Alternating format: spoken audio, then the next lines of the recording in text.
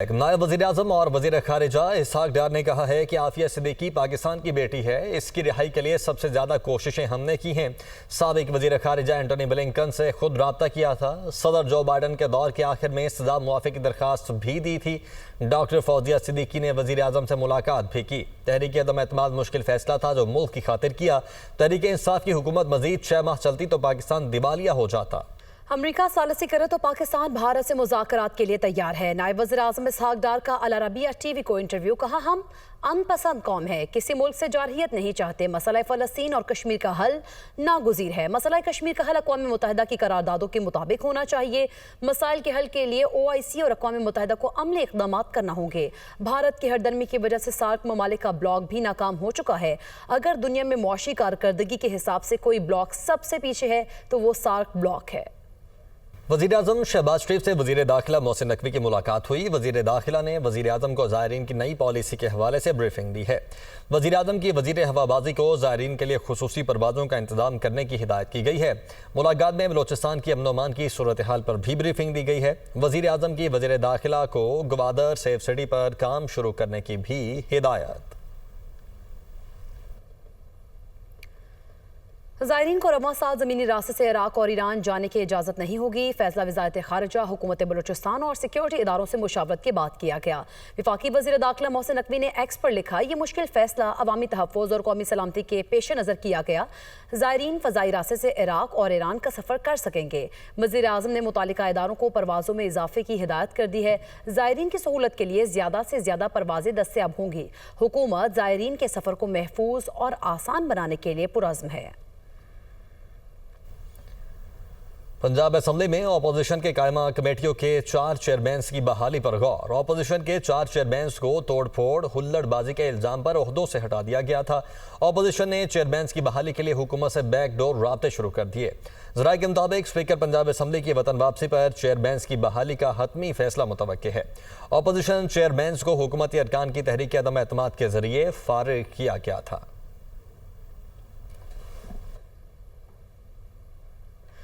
اسرائیلی ہر دھرمی برقرار، بھوک اور افلاس کا شکار فلسطینیوں سے ایک اور امید چھین لی۔ امدادی سامان لانے والے بحری جہاز ہنزلہ پر قبضہ کر لیا۔ بحری جہاز اٹلی سے بچوں کے لیے خوراک، ادویات اور دیگر امدادی سامان لے کر روانہ ہوا تھا۔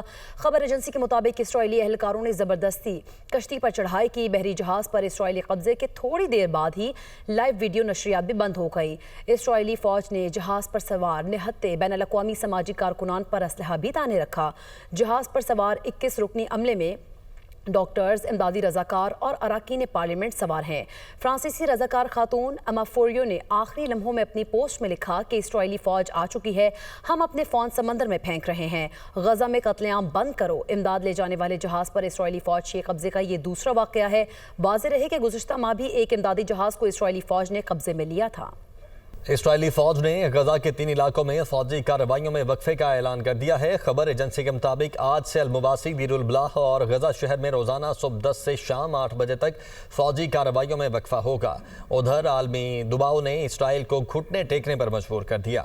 مصر سے امدادی ٹرک غزہ کی طرف بڑھنا شروع ہو چکے ہیں، جبکہ امداد لے جانے والے درجنوں ٹرک کرم ابو سلیم راہداری سے گزرتے ہوئے غزہ جا رہے ہیں۔ موٹر وے M2 پر ڈھوک سیال کے قریب بس کھائی میں جا گری۔ حادثے میں 9 افراد جاں بحق، 17 زخمی ہو گئے۔ ریسکیو حکام کے مطابق مسافر بس اسلام آباد سے لاہور جا رہی تھی۔ جاں بحق افراد اور زخمیوں کو ٹراما سینٹر کلر کہار اور DHQ اسپتال منتقل کیا گیا۔ کچھ شدید زخمی مسافروں کو ہولی فیملی اسپتال راولپنڈی بھی منتقل کیا گیا ہے۔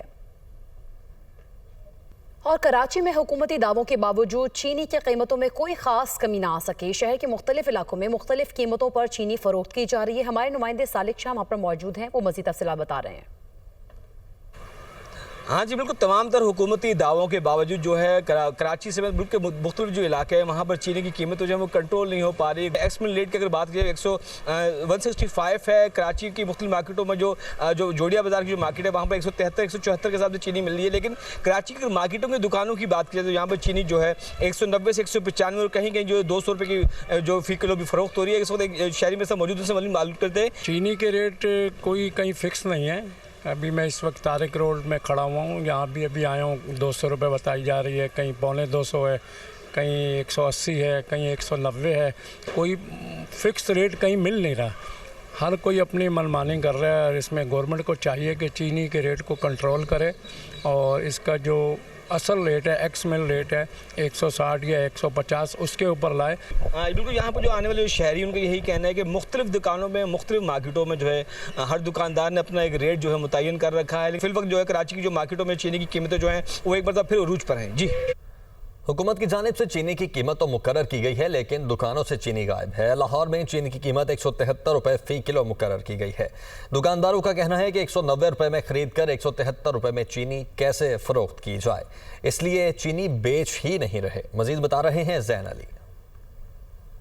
आज बिल्कुल हुकूमत की जानिब से 173 रुपये फ़ी किलो चीनी की कीमत मुकर्रर की, जिसके बाद मार्केटों में चीनी की किल्लत जो है वो पैदा हो गई। और लाहौर की अगर बात कर ली जाए, जहां पर बेशतर दुकानों पर, बाज़ारों में जो है वो चीनी इस वक्त मुकम्मल तौर पर नायाब हो चुकी है। इस नायाब होने की क्या वजह है, दुकानदार से मज़ीद बात करते हैं। सर बताइएगा, चीनी अगर मार्केट में अवेलेबल है मगर महंगे दामों है, अब महंगे दाम में ला के सस्ते दामों कैसे बेचें उसे?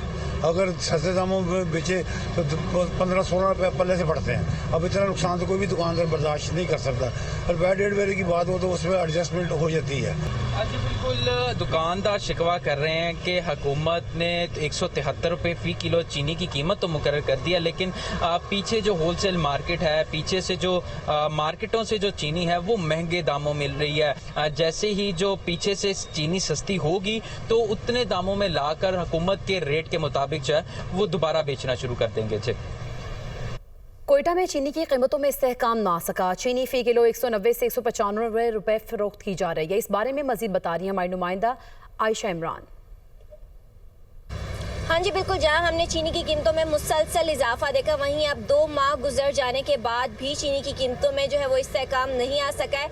मैं इस वक्त मौजूद हूँ कोयटा की होलसेल मार्केट में, जहां पर चीनी फ़ी किलो 180 से 185 रुपये में फ़रोख्त हो रही है, जबकि अगर हम दीगर मार्केट्स की बात करें तो वहाँ पर चीनी जो है वो 190 से 195 रुपये में फ़रोख्त की जा रही है। जबकि अगर हम 50 किलो की बोरी की बात करें तो ये 50 किलो की बोरी जो है वो कोयटा में 9,500 रुपये में फ़रोख्त की जा रही है। इस वक्त हमारे साथ एक शहरी मौजूद है। अभी हम लोग मजदूरकार है, बल्कि आप रिटेल मार्केट शेयर करते हो 200 से भी ऊपर चली गई है। अभी 35,000 में यकीन आप करते हो कि घर चलते नहीं है। अगर घर चले भी वही उधारी है, तरतीब ख़राब है। चीनी है, घी है, आटा है, हर एक चीज़ जो है ना, हम लोग तो परेशान हो गए। मजदूर बंदे हैं, ना दिन को चैन है, ना रात को जो है ना सुकून से वक्त गुजर रही है हमारी। हम लोग जाए तो कहाँ जाए।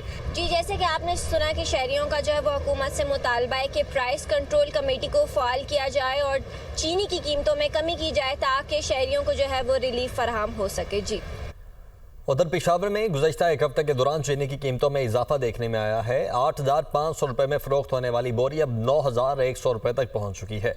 मज़ीद बता रहे हैं आमिर जमील।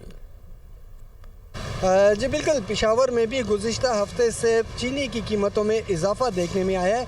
8,500 रुपये फ़ी 50 किलो की बोरी अब 9,100 से लेकर 9,300 रुपये फ़ी 50 किलो की बोरी फ़रोख्त की जा रही है। इस हवाले से अगर हम परचून की बात करें तो परचून में इसकी कीमत इससे भी ज़्यादा है। 8,500 के हिसाब से पहले 170 रुपये होल सेल में फ़रोख्त की जा रही थी, जो कि अब 9,100 रुपये के हिसाब से 182 रुपये फ़ी किलो के हिसाब से होल सेल में फ़रोख्त की जा रही है। तो अगर हम परचून की बात करें तो परचून में इसकी कीमत 190 रुपये से लेकर 195 और 200 रुपये तक अंदरून शहर फ़रोख्त की जा रही है। तो हम पेशावर के नवाही इलाकों की अगर बात की जाए तो वहाँ पर इसकी कीमत 200 से लेकर 210 और 220 रुपये में भी फ़रोख्त की जा रही है। इस हवाले से ये बताना ज़रूरी है कि हुकूमत की जानिब से चीनी की जो सरकारी नर्ख हैं वो 170 रुपये फ़ी किलो मुकर्रर किए गए हैं। तहम अंदरून शहर 190 से लेकर 200 रुपये, जबकि नवाही इलाकों में 200 से लेकर 220 रुपये फ़ी किलो के हिसाब से फ़रोख्त की जा रही है। जी, अभी आपको बराह रास्त लिए चलेंगे। रहनुमा MQM पाकिस्तान फारूक सत्तार इस वक्त गुफ्तगू कर रहे हैं। डकैती की वारदातें हो, रेज़नी हो, दिन दहाड़े हो, सब कुछ हो, लोगों से जो कुछ उनका बचा खुचा है वो भी छीन लिया जाए और उसके बाद उन्हें मौत के घाट उतार दिया जाए। ये है तरीक़ा वारदात। और उसके बाद अब मैंने मजम्मत की सख्त से सख्त तरीन अल्फाज में।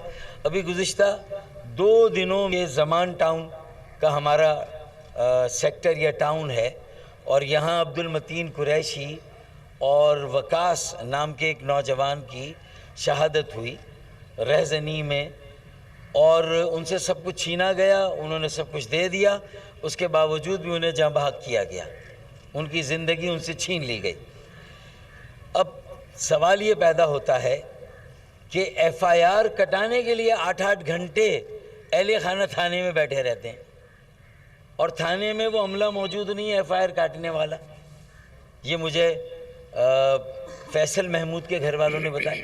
ये वकास और अब्दुल मतीन तो अभी 23 जुलाई और 25 जुलाई को इनकी शहादतें हुई हैं, और हम सबके घर जा रहे हैं और उनके अहले खाना से, उनकी बरादरियों से ताज़ियत कर रहे हैं।